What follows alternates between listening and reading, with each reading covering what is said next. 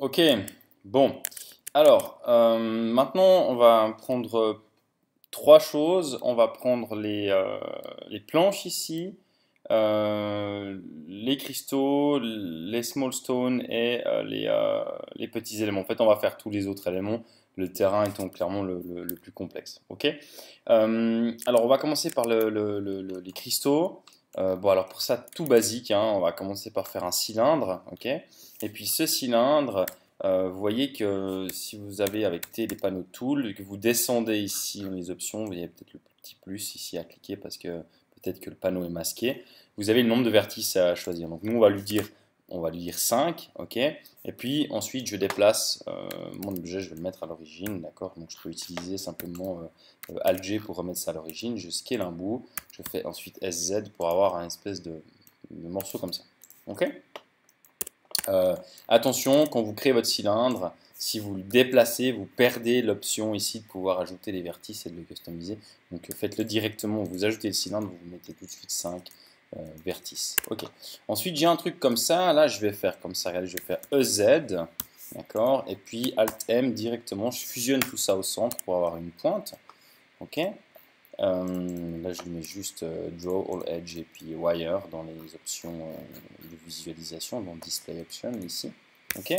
Et puis, j'ai un truc comme ça. Donc, maintenant, je fais 1 et 5 pour mettre en vue de côté. Ok. Je fais Z pour être en wireframe. Et puis, ce que je vais faire, c'est que vous voyez, j'ai un point de pivot ici. D'accord. Si je tourne mon objet, il tourne comme ça. Je vais prendre tout mon maillage et je vais le décaler en mode édition. D'accord. Donc, avec Tab pour passer du mode objet au mode édition. Je fais GZ, je monte. D'accord. Paf, ok. Je peux dégager la face du dessous parce que j'en veux pas. Ok, on la verra pas. Et puis si maintenant je tourne mon objet, ok, bah je vois qu'il tourne par rapport au centre. Ok, et ce sera plus pratique pour nous. Ok. Donc là j'ai mon élément ici. Je l'ai mis comme ça. Et puis pour le coup, lui en l'occurrence, on va tout de suite le déplier, d'accord? Puisqu'ensuite on va uniquement dupliquer cet élément et le tourner pour faire une espèce de cristal ou de quartz comme ça. Mais lui on va le déplier tout de suite. Alors vous pouvez changer la fenêtre ici en haut à droite qui s'appelle donc Outliner. On va prendre le UV Image Editor juste pour voir ce qui se passe. Et nous, en fait, la seule chose avec laquelle on va jouer, ça va être un dégradé de couleur au bas sur un élément comme ça. Alors, on va juste, vu on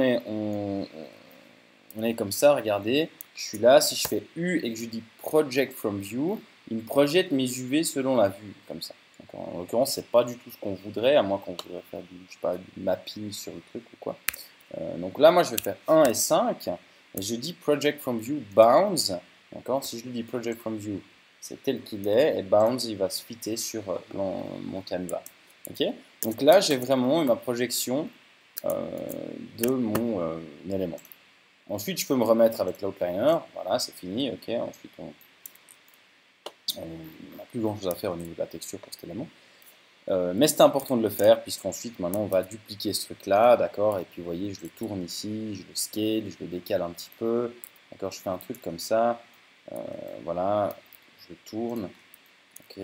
Ensuite, je reprends celui-là, je le duplique, je le scale, je vais le déplacer. Maintenant, on va juste s'amuser un petit peu avec les pivots. Regardez, je suis en pivot global. D'accord, je peux me mettre en pivot local si je veux l'agrandir ou le rapetissir. D'accord, si je maintiens Shift et puis que je clique sur l'axe Z, je verrouille l'axe Z, ce qui fait que j'agis que sur les deux autres. D'accord, donc à partir de là, vous pouvez commencer à vous amuser un petit peu. Ok, Shift D. Si je tourne ici comme ça, voilà. Si je prends ça par exemple et puis que je fais ça, ok, voilà, comme ça. Je peux aussi le faire sans problème. Vous voyez, si je suis ici en global, je scale comme ça. Si je fais SZ, hop là, bon, c'est pas terrible.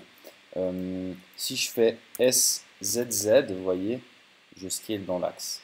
D'accord. Donc de doubler le shortcut au clavier, pour mettre scaler dans l'axe. Ok. Voilà, par exemple, je fais ça, mais je me décale un peu comme ça. Je descends ici. Ok. Donc là, on peut décaler un petit peu, pas toujours obligé, on n'est pas obligé tous de les laisser avec l'origine au même endroit. Ok. L'idée, c'est de créer une espèce de fleur, d'accord. J'en fais une comme ça. Voilà, super, ok. Je vais faire le ZZ ici. D'accord. Local. Paf. Parfait. Maintenant, regardez, je duplique tous ces éléments, donc Shift D, d'accord, Shift D et X pour les dégager. Et puis ensuite, je vais, voilà, à partir de cette version-là, j'en crée une différente. Ok. Voilà. Vous voyez, celle-ci, elle est plutôt. Je vais clairement, si je prends ça puis que je tourne tout, je vais plus facilement pouvoir la mettre contre un mur, d'accord. Puis là, on va en faire une qui sera peut-être un peu plus libre. Ok. Voilà, comme ça, comme ça. Ok. Voilà, hop, je dégage ça. Ah, donc après, là, c'est vraiment, je vais un peu là-bas comme je te pousse, ok. Après, c'est à vous de créer le truc. Ok, super. Maintenant, tout cela, je peux les prendre, tous ces éléments, d'accord. Je les mets ici. Hop, on vue de côté. Je regarde, je fais juste un dernier petit check, je les arrange un petit peu. Voilà, ok, ok. Je prends ces éléments-là, ok, et je dis CTRL J. Donc je joins tous ces éléments, donc je fusionne ces différents objets, vous voyez. Voilà, hop, hop, hop. CTRL J. Super. Et puis maintenant, ils ne sont pas du tout propres. Vous voyez, les coordonnées sont complètement cassées en rotation. En scale, c'est pareil. Les pivots, ils ne veulent rien dire. Ok, donc là, j'essaie de faire un petit peu le truc un peu plus propre. Je vais commencer par faire, Alt-G, d'accord. Je vais les scaler un petit peu, d'accord, et trouver une taille un peu correcte. Je vais ensuite faire Object, Apply, Rotation and Scale, d'accord, pour réinitialiser les rotations et les échelles. Ok. Ensuite, je regarde ce que j'ai là. Peut-être je replace un petit peu mon pivot, vous voyez, par rapport à la masse, d'accord, comme ça, je le mets là, puis je fais Alt G, super. Et puis, je prends le deuxième, je fais pareil. Allez, tac. Je passe au mode edit, puis là, je sélectionne vraiment tout comme ça. Paf, je prends tout ça. Voilà. Ok. Parfait. Je vais les renommer, je vais les appeler Crystal underscore 1 et Crystal underscore 2. Donc là, je viens juste faire CTRL et clic ici, ou alors vous avez un champ item, d'accord, ici. Bah, pour le terrain, je ne l'ai pas montré avant, mais je l'avais sur ma ligne. Ok. Assignation de matière, pour l'instant, on va pas se casser la tête. J'ajoute un nouveau matériau que j'appelle cristal. Voilà, super. Je diffuse, je lui mets du rose. Et puis là, regardez, bon, je vais lui remettre ça comme ça, cristal. Okay, je fais après la démo pour les pierres. Paf, parfait. Voilà. Ces trucs-là, s'ils me gênent maintenant, parce qu'en fait, eux, au regard de ça, c'est un élément peut-être dans Unity que je vais dispatcher moi dans Unity. D'accord, peut-être par section, il y en a 4 ou 5. Je veux retrouver le même si j'ai plusieurs sections différentes de couloirs qui tournent en croix, en angle et autres. Mais cet élément-là, je veux peut-être en faire un préfab, je veux peut-être faire d'autres choses avec. Donc, je ne me préoccupe pas trop de le dispatcher dans Blender, mais je le laisse là. Je vais le mettre juste dans un autre calque. Donc, je vais faire M et je move ça to layer. Et vous voyez, ici, on a 20 petits calques. Donc, je vais mettre ça sur le deuxième calque.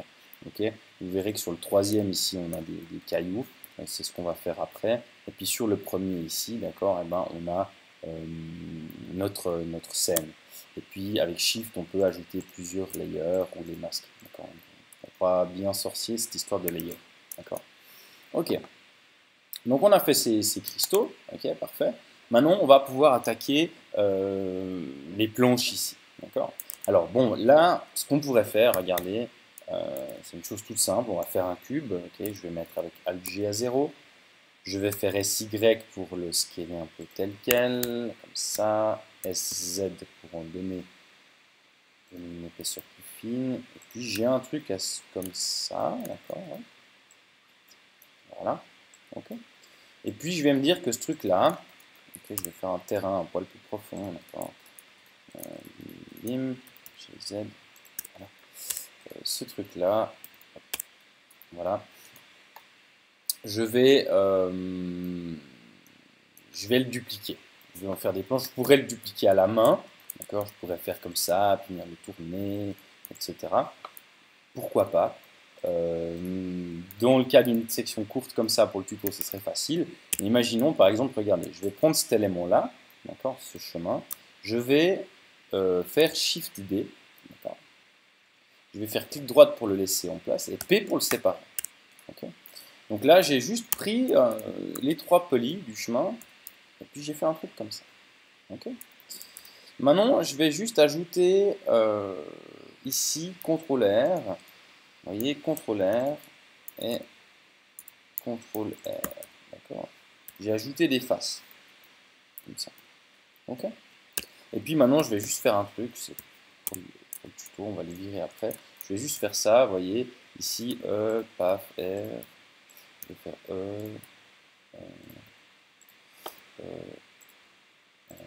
ça. Et puis,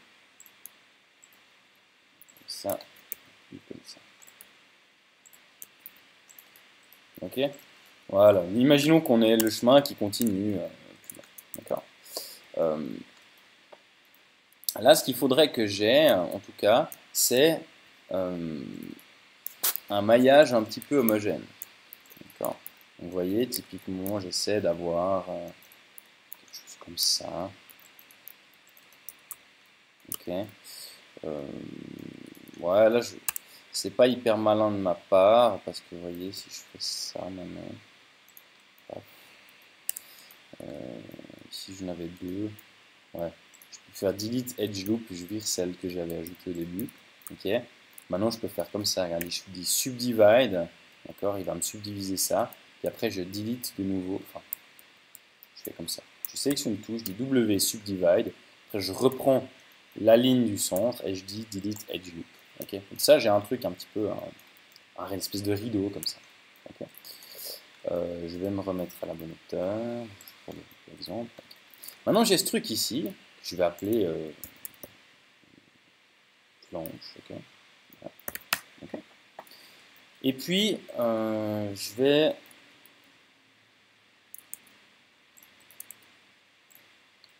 je vais faire quoi? Je vais parenter en fait ma planche à cet élément-là. Donc je vais sélectionner d'abord ma planche, ensuite l'élément de mon chemin là qui s'appelle terrain.001, d'accord.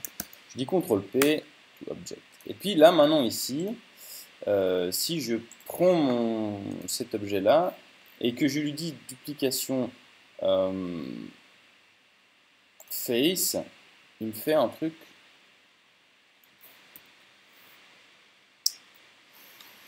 Ouais, je vais lui dire object apply rotation scale, bien entendu. Et puis lui, je vais lui dire object apply rotation scale. Ok. En fait, si on n'applique pas ce genre de choses dans beaucoup de cas, on se retrouve avec des objets qui sont parfois tordus, si on veut dire. Okay. Donc là, vous voyez ici, bon, je vais faire une planche plus fine, d'accord. Mais typiquement, ça me permet d'aligner déjà cet élément-là. Bon, là, ils m'en met une, ils m'en met une à péta au chenal, je ne sais pas pourquoi. D'accord, ça arrive. Mais typiquement, c'est un peu aligné sur ça. Ok. Donc là, maintenant, allez, je vais faire ça comme ça. Je vais scaler un peu ça ici.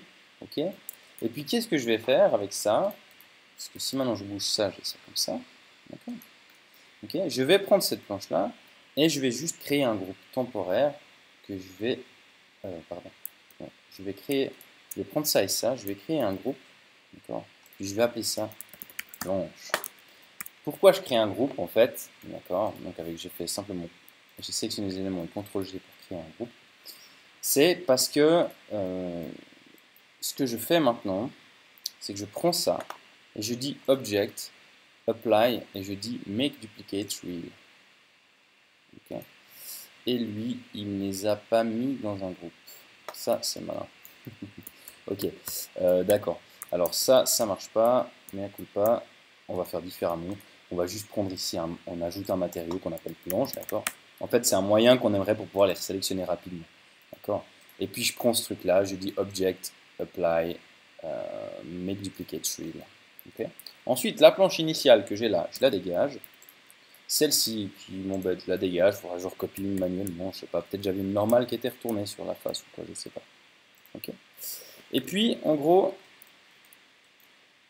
j'ai mon objet ici. Ok. Maintenant, ce chemin-là, celui que vous avez ici pour le tuto, d'accord, enfin, quand on avait dupliqué de base, on peut le dégager. C'était notre référence pour faire notre chemin. Et puis tous ces trucs ici, maintenant, ces objets, je peux faire un Shift L, Select Linked by Material. Donc il va me prendre tous ceux qui ont le même matériau. Okay. Et puis là, j'en fais un groupe, par exemple. Donc avec CTRL G simplement. Si je fais Shift G, puis je dis Select Grouped, et puis je dis groupe, il me reprend mon groupe. Puis après, on peut se permettre des petites choses, du style, je passe ces éléments dans un layer ici, à côté, un layer où il n'y a pas d'autres objets. D'accord. Et puis, regardez ce que je fais ici. Je dis simplement, je prends un ou deux éléments aléatoires. Okay. Je viens faire ici, j'appuie le proportional editing, d'accord, une espèce de donut bleu, et je viens lui mettre un random fall off, d'accord. Et quand je vais tourner mes planches, il va se passer ça, d'accord, si je les tourne en Y, et si je monte ce paramètre de random, je vais avoir des choses comme ça, ok. Donc là, c'est tout simple, je peux venir ici en random, je fais RY, je vais donner un tout petit peu de rotation, d'accord. Par contre, je donne un gros rayon d'influence. Je peux venir faire quelque chose comme ça. Paf. Ensuite, je viens sélectionner une partie quand je viens prendre quelques autres. Je fais dans l'autre sens. D'accord. Un truc un peu comme ça. Paf. Je viens les prendre comme ça. Je fais en Z aussi. Je peux faire en Z très légèrement. Et puis là, ce que je peux faire, c'est que, vous voyez, si je tourne là, d'accord, en Z, il va me tourner autour du barycentre, autour du pivot. Okay. Si j'ai en individual origin, elles vont tourner sur elles-mêmes. Donc je peux leur donner du random sur elles-mêmes. Okay. Donc là, je peux venir ici, puis je peux venir créer un tout petit peu de random à ce niveau-là. D'accord. Et puis pareil ici. Okay. Une fois que ça c'est bon, vous voyez, j'ai réactivé mon shift ici. Bon, je vois que j'ai un petit peu abusé sur certains éléments, d'accord. Hop, je dis matériel, je monte un petit peu ça comme ça. Okay. Et voilà, grosso modo. Donc c'était pourquoi j'ai fait tous ces éléments en plus. C'est juste pour vous montrer que si on avait 5-6 planches à dupliquer, c'était effectivement plus facile de le faire à la main. Par contre, si on a une section qui est plus longue, ben, on va passer tout de suite un peu plus de temps. D'accord. Et moi, je préfère venir ici. Puis en l'occurrence, si j'ai des planches qui se mangent les unes les autres, d'accord, ben, je viens en dégager une, je viens en repousser une un peu ici. D'accord. Je viens en dégager une ici, je laisse un trou entre deux. Mais grosso modo, on arrive à dupliquer le long d'un chemin, d'accord, et puis utiliser un peu des valeurs de random ensuite pour faire nos éléments. Une fois que tout est là, je prends mes éléments, je fais CTRL-J pour les joindre. Hop là. Je fais CTRL-J pour les joindre et puis c'est tout bon. D'accord. Donc là, je vais dégager tout ceci, je vais prendre ce qui reste là et je vais faire CTRL-J. D'accord. Les 17 origines que je géométrie. Je vais appliquer mes rotations, mes scales et tout le chenille. D'accord. J'appelle ça planks. Voilà. Et puis voilà. Ok, super. Maintenant, qu'est-ce qu'il nous reste encore? Il nous reste l'arbre et puis les petites pierres. On va attaquer l'arbre. L'arbre tout simple, hein, d'accord. Je vais venir prendre ici un point, d'accord. Ça va être mon point, c'est là où l'arbre va prendre racine, ok. Je vais le dupliquer, je vais faire clic droit pour le remettre en place, et P pour séparer ma sélection. Donc là, si je viens ici, recliquer là, voilà, j'ai un point, d'accord, un point d'ancrage. Je vais le mettre un tout petit peu à l'intérieur de mon rocher, et je vais faire E pour extruder. Après ça, c'est simple, ben, je fais le squelette de l'arbre en fait, d'accord. Donc je vais me mettre ici, je vais lui dire c'est comment là, on ce truc moche là, paf, E, E, E, E, E, E, E, E, comme ça. Là, je vais décaler ces points, d'accord, parce que j'ai travaillé dans un plan, donc on m'a tout mis comme ça. Voilà, je sépare ça et ça. Enfin, séparément, je vais les décaler, pardon. Je prends ça.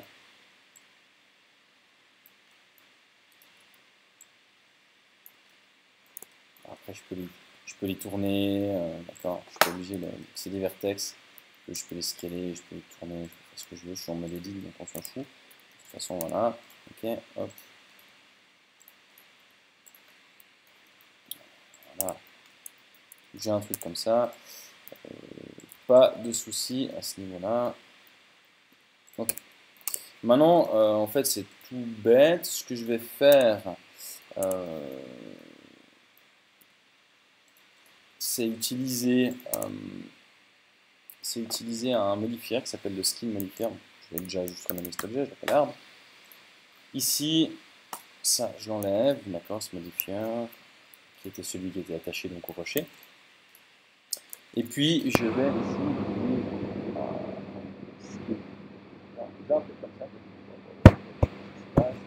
ça va pas trop, mais je peux venir en mode edit.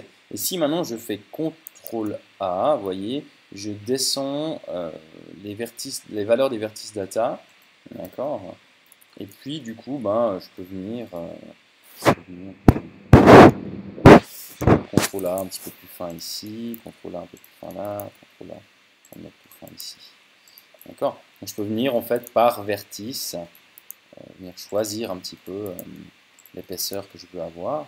Ok, donc toujours avec CTRL A. Voilà. Ok.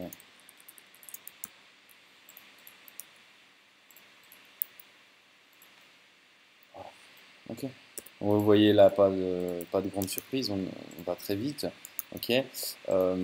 Après, c'est clair que ben, voilà, ça reste de l'arbre low poly, il n'y a pas de feuilles dessus. Pour les feuilles, on pourrait faire avec des particules. Après, si on est sur des arbres trop complexes, aussi, il ne faut pas oublier d'aller jeter un œil sur les Unity Asset Store et autres pour du download. Hein. Il y a peut-être déjà des choses qui existent. Ici, regardez, si je prends deux points, je veux ajouter un segment entre deux, je fais W subdivide, j'ajoute un segment, d'accord, par exemple, je vais casser un peu ça. Ok. Voilà, donc là j'ai fait un truc comme ça. Maintenant, ce que je peux faire, je vais lui dire apply, donc j'applique le modifier, j'ai quelque chose comme ça. Okay. Ensuite, je viens lui mettre un subsurf, d'accord. Je peux lui mettre un subsurf de niveau, par exemple. Voilà, c'est un peu exagéré, d'accord. Mais je viens prendre un subsurf, par exemple, comme ça. Ok. Et puis, je viens apply le subsurf. Et ensuite, je viens utiliser un decimate, donc c'est un autre modifier. Et puis avec ce decimate là, je peux venir, vous voyez, je peux venir ensuite donner moins de géométrie à mon objet, okay, pour retrouver une espèce de rondeur, parce qu'avant c'était quand même sur une base carrée, là on revient sur une base cylindrique, d'accord, avec l'effet du subsurf, mais on vient vraiment diminuer le nombre de polygones. Okay, je viens dire apply, et puis ensuite j'ai mon truc comme ça, et si je le passe en smooth, ok, voilà. Okay. Et puis ça le fait. Après c'est une question de texture, peut-être de feuillage. Et donc comme ça vous avez vu un petit peu le principe pour l'arbre. Pareil ici, ce que je peux faire, ben, vous voyez, typiquement là, tac, je viens me mettre ici, je viens prendre ces vertex là, je viens les scaler un peu, c'est la racine. Et puis je viens dire ici Shift S, Cursor to Selected, et je viens placer mon point de pivot, d'accord, je dis Set Origin to 3D Cursor, de façon à ce que je puisse, si je veux bouger un peu mon arbre, si je veux le dupliquer, et puis donner une rotation, d'accord, pouvoir avoir moins de boulot à me préoccuper des pivots et autres. Ok. Voilà. Donc pour l'arbre, c'était tout simple. Maintenant, il nous reste encore les pierres. Et puis pour les pierres, on peut les faire manuellement. Moi, je voulais vous montrer un petit peu maintenant comment on peut fonctionner avec des particules. Ok. Donc on va faire la chose de la manière suivante. On va... ok. On va dupliquer ça. On va faire la même chose ici. On va prendre ça, ça, ça, ça. Ok, je vais dupliquer ça ici. Je vais dire P pour séparer ça, d'accord. Et puis, c'est juste pour le tuto, du coup, je vais faire EY, S, SY, je ne dis pas de revenir en million point. Ok.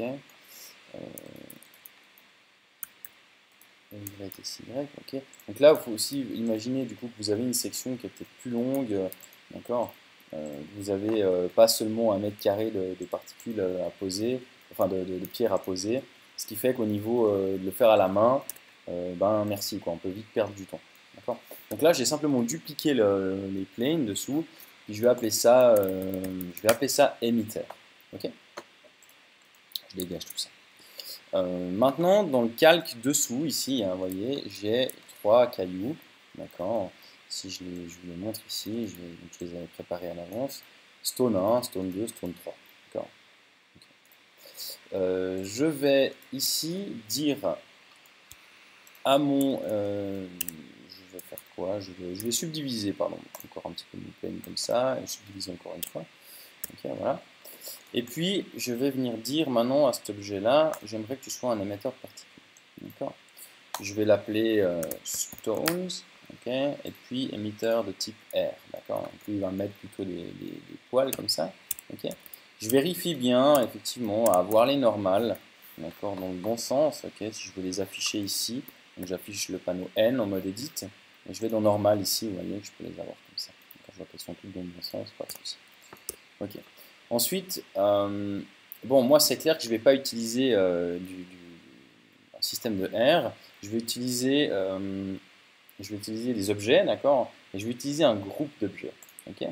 Alors, je vais juste repasser dans le layer ici. Je vais prendre ça, ces 3 objets. Je fais je les sélectionner. CTRL G pour faire un groupe et je nomme ce groupe. Je l'appelle stones. Voilà. Ok.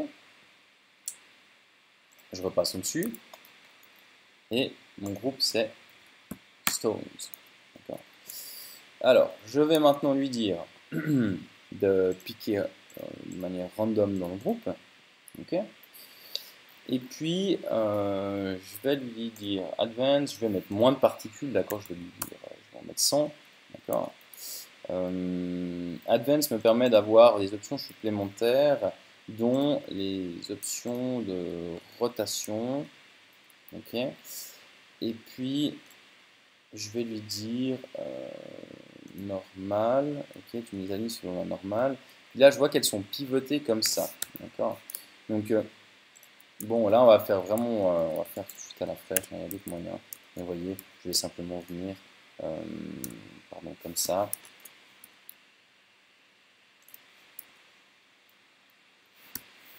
Et je vais venir simplement tourner mon bloc ici, d'accord, de 90 degrés en X pour le coup, d'accord, et je viens juste décaler. Vous voyez que les particules sont liées au pivot, d'accord, au point de pivot, donc il faut que, bon, si je me mets comme ça, je suis sûr que mon caillou sera toujours un peu dans le sol, d'accord, il sera bien posé.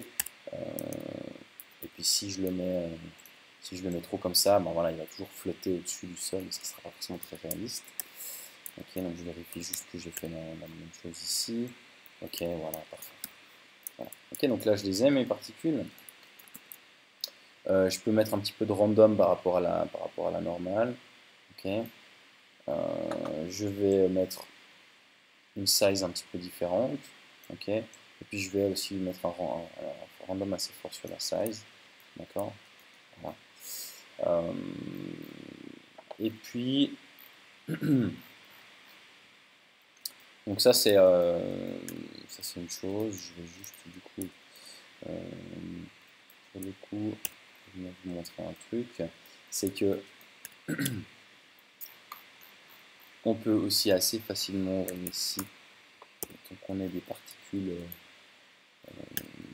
qu'on veuille répartir un peu les particules, on peut très rapidement venir demander ici texture, pardon, weight paint, d'accord. Et puis je viens ici demander une influence. Vous voyez ici je mets, donc là il va me peindre avec 1 d'influence, d'accord, ici.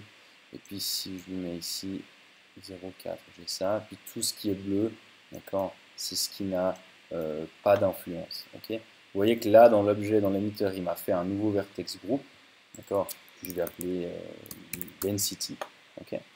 Et puis si maintenant je vais dans mon émetteur de particules ici, tout en bas, d'accord, dans vertex group, j'ai plusieurs choses que je peux régler. J'en ai un qui s'appelle density, d'accord. Et vous voyez que je peux gérer la densité, d'accord. Elle dépend maintenant de ce weight paint, d'accord. Donc si je viens ici et que je peins quelque chose comme ça, d'accord, je vais avoir des particules ici. Si je viens faire ça, j'en aurai un peu moins. Si je viens faire ça, j'en aurai beaucoup à certains endroits. Ok, voilà. Donc on peut venir peindre, d'accord, sur nos objets et enfin sur notre émetteur, et ça va affecter la densité. Ok. Du coup là, pour le coup, pour une petite section comme ça, on aurait aussi peut-être pu les placer manuellement, effectivement. D'accord. Moi l'idée c'est de pouvoir vous montrer un petit peu comment on se sert de ça. Voilà, donc là je vais en mettre plutôt, je sais pas, 25. Ok. Et puis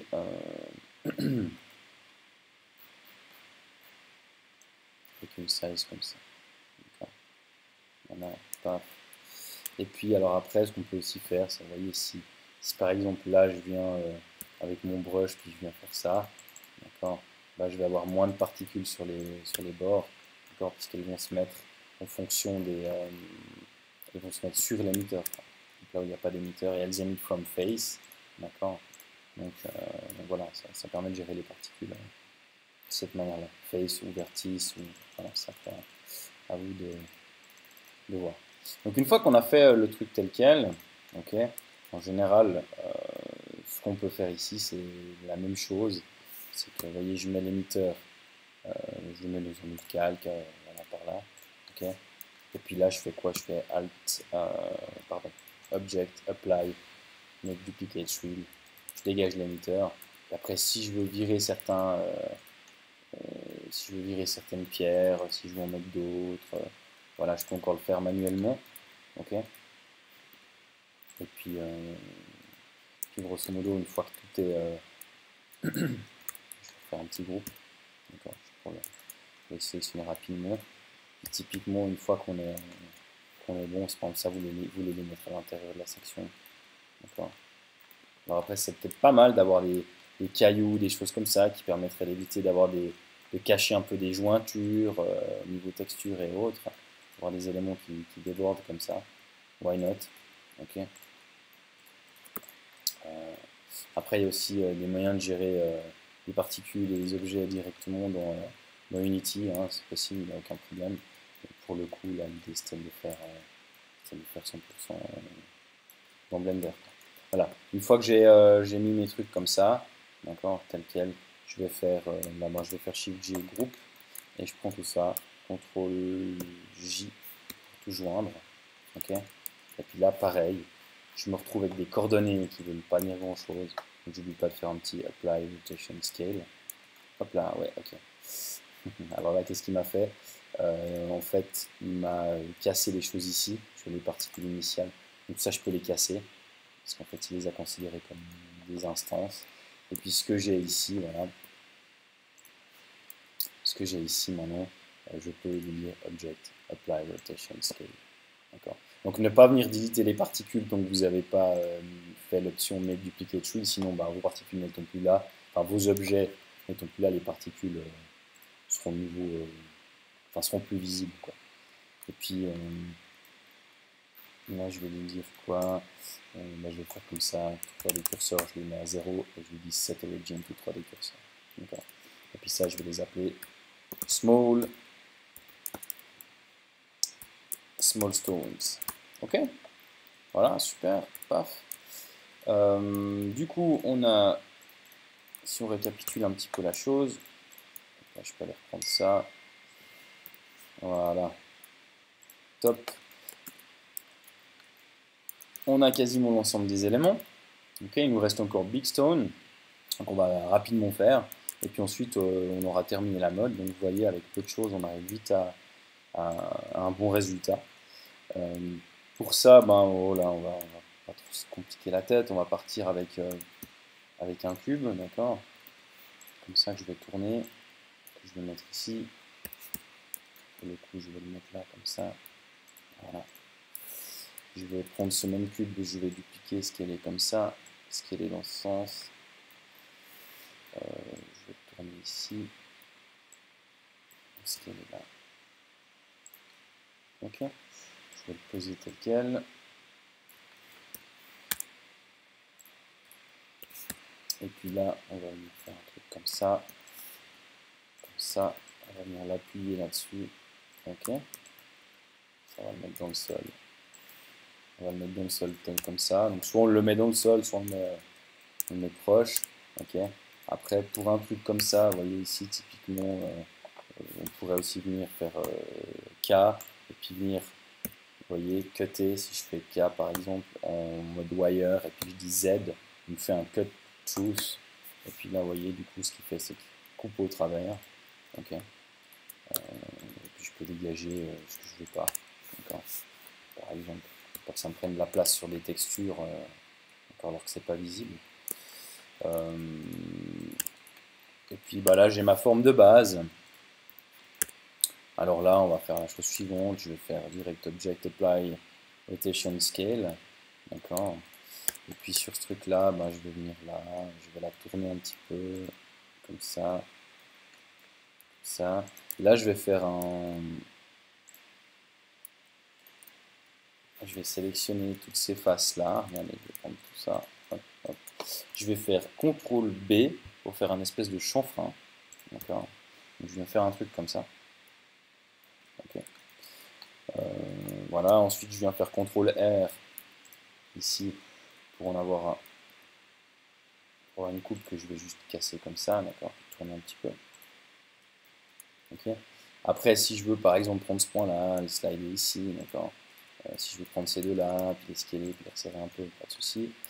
Je vais venir du coup faire un knife cut, un knife tool pardon, ici. Vous voyez, tac. Je viens vraiment créer une brèche dedans. Puis là ensuite je viens pousser ces deux-là. Vous voyez donc tout bête. Ensuite ça et ça et ça, je viens de scaler un petit bout. Je viens descendre comme ça. Je viens mettre une coupe ici, vous voyez. Donc là, si je mets une coupe circulaire, maintenant que j'ai mis je n'ai plus des quads au centre, d'accord, il ne les montre plus, donc enfin il m'autorise plus à faire une coupe circulaire. Donc moi, je peux juste ici soit les recréer comme ça, par exemple, venir ici, voilà, ok. Et puis ici, on va faire aussi un peu le même principe. Je vais venir juste, par exemple, prendre ces 4 edges là. Je viens faire CTRL B. Ensuite, je viens prendre ça. Je viens faire extrude. Ou alors, je peux faire encore soit aussi un CTRL B comme ça. D'accord. Ou, je sais pas moi, un inset. Et puis ensuite, venir pousser ça manuellement. Et après, enfin voilà, c'est libre à vous de faire comme bon vous semble. Je viens prendre ça comme ça. Ok. Ici, je vais venir faire un cut. Je vais cutter à travers. Là, je vais vraiment faire une espèce de cassure. Okay.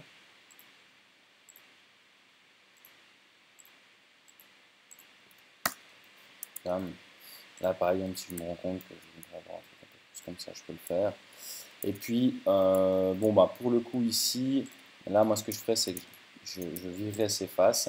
Et là, j'essaierai de refaire quand même une topo un poil plus propre.